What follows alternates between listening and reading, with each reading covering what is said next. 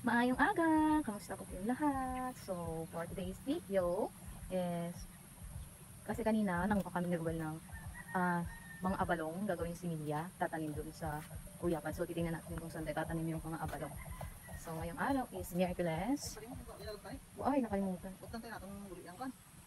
Tuto. Tuto. Ano ba? Tapos na. Sige. Tapos, ito ngayon guys, so, kung naalala nyo, yung sibuyas, dahon na kinuha namin ni Kuya na sobrang liit at tinanim namin sa isa lang na flat. So, ito na sila ngayon. Tapos, ang gagawin is ililipat natin sila sa bagong flat. At syempre, mas madami na sila ngayon. So, ito na yung ready ng itanim. So, ayan. So, itatanim natin yan. Doon din banda sa, doon din sa may uyapad natin. So, tinaniman natin ng red rice. So, dahil share ko din po sa inyo, nung nakaraan na, sa uyapad na kami halos nagtanim na ating mga gulay. So, ayan, dito yung talong. Ayan, guys. At papansin nyo guys yung talong. Ano na talaga, kumbaga, tumaas na. I mean, siguro mga nasa bandang dibdib or ano. So ayan, basta mataas na siya. Ayan guys. Tapos, ito pa yung mga bunga niya. Ayun, maganda naman po so far yung mga bunga niya. Although, hindi na siya tulad nung bago pa lang. Kasi syempre, ganun talaga. Hindi talaga always madami ang kanyang bunga. So, umihina din. Pero, nandun, natuloy-tuloy pa rin po yung bunga niya. So, ayan. So, ito po yung talungan natin. Yan. Tapos, nakikita niyo po yung mga, yan o, yan. Ang tawag dyan. Yung parang bakod. So, yung bakod na yan, nandyan din yung pinapagapang yung mga sitaw. So, sa nakaraang video, nakita nyo rin po na nanguha kami ni Kuya ng kagingking doon sa kabilang parte ng kadutaan. Tapos ito, bago natin hunol na mga talong. So, dito rin yan sa uyapad itatanim. Tapos, ito yung mga sili. Yan, yung mga sili. So, malapit na yan sila magpulaklakat. Maka-harvest na tayo ng bunga. Then, yung kamote. And then, yung ating pipino. Natapos na nila gawa na kapangan. So, yung or kamangan. Yan. So, yan. So, tinanong ko kung bakit parang hindi ganun kaganda yung mga dahon niya ng pipino kasi daw pa-expired na yung seed. So, yan. Pero sa dahon lang naman yan. So ito may bunga na siya dito isa. Ayan natin. Ay, dalawa na sila. At may mga susunod pa na maliliit. So ayan din o. Ayan nyo guys. Sa bawat ng dahon niya may mga bunga. So ayan. So 1 to 1 na naman tayo sa pipino. Yung sila, I mean, sila kakain. So dito sa ilang plat pa, isa, dalawa, tatlo na plat, halos sili pa din. So, hindi pa siya nadumuhan guys, kaya hindi nyo pa ma-recognize na nasaan din yung sili o yung damo. And then sa bandang dulo, nagtanim si Kuya ng mais, ang kanyang purple na mais. So, ayan. So, dito, sa pangalawang kahon natin, dito itatanim yung panibagong talong, which is soon. And then, yun yung kalabaw natin na makulit, si Bakit si Julio. So, si Julio, mag-isang taon na siya this July 21, guys. Yan. Kuya! Yan. So, dito, may mga kami sa luyot dito sa gilid ng pilakil. Ayan o. Yan. So, yung mga nakarang araw, hindi ako masyado makapag-video kasi mas madalas umulan or sobrang init naman or wala, tinatamad lang din talaga ako. So, dito, ito na yung ginamuhan namin.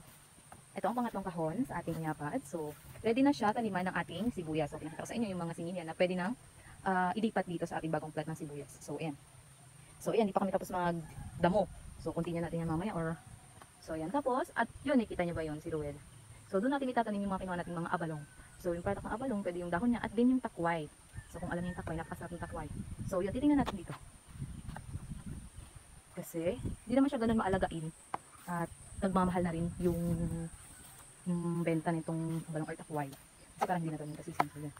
So, yan, eto. Patapos na ni Papa mag-arado dito. Nag-arado ka pa? Ayan, kanal. So, ito yung tatanimin natin ng abalong. Yan guys. Ito yung pinakalas na kahon sa uyapad. Na nag-red rice tayo. So, yun. So, ito na yung mga na-harvest namin kanina na gasimilya.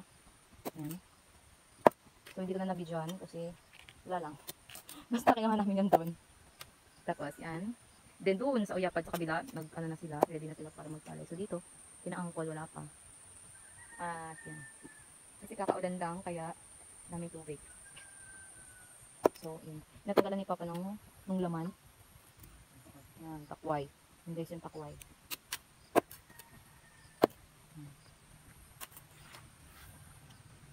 Yan yung laman ng sako? Huwag kami gamay ah. Pero isang sako pang... Iwan yan sana ito. Hindi naman namin alam. Pwede pa yan? Ina? Oo. Hindi, yung ibang dun natanggal abin. Laki ang takway ko na ito. Ganit, ang damo yan. Sa puno, pakuha, makatatlo apat dito.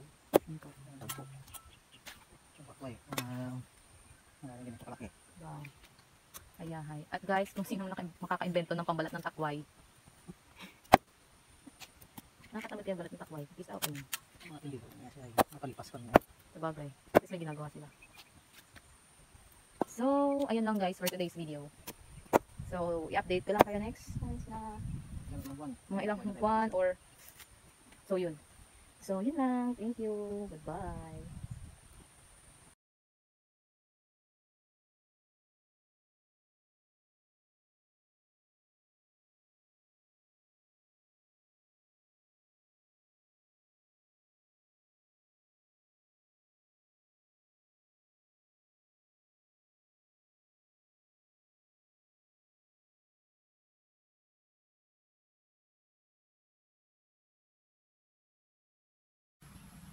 Ngayong hapon. So, still ngayong araw pa din. July 12, 2023.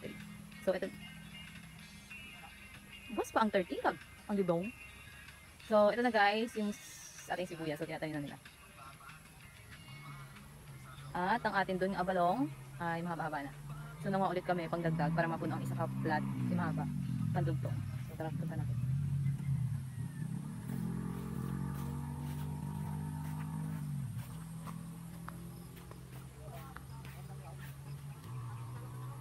So, ayan guys. So, ang ginawa, ang sa pinaka, ito, is mga malalaki. And then, sa mga gilid, ito yun. Naglitan ako ng similya. So, ito, bago lang namin nakuha ang similya.